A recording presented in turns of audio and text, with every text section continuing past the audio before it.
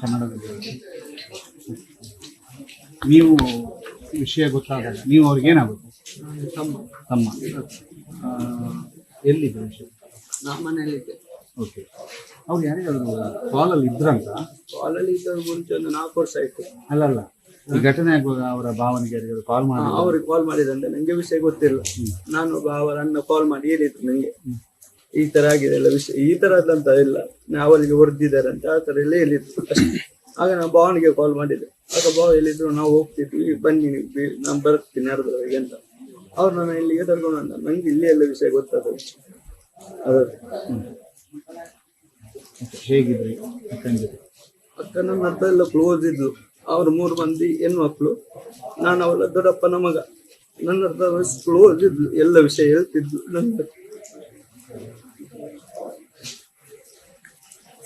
ಚೇತನ್, ಈಗ ತೊಂದರೆಗಳು ಏನಾದರೂ ಮಾಡ್ತಾ ಇದ್ದಂಥದ್ದು ಏನಾದ್ರು ಹೇಳಿದಾರ? ಇಲ್ಲ, ಲವ್ ಮಾಡ್ತಿದ್ದದ್ದು ಹೇಳ್ತಿದ್ಲು.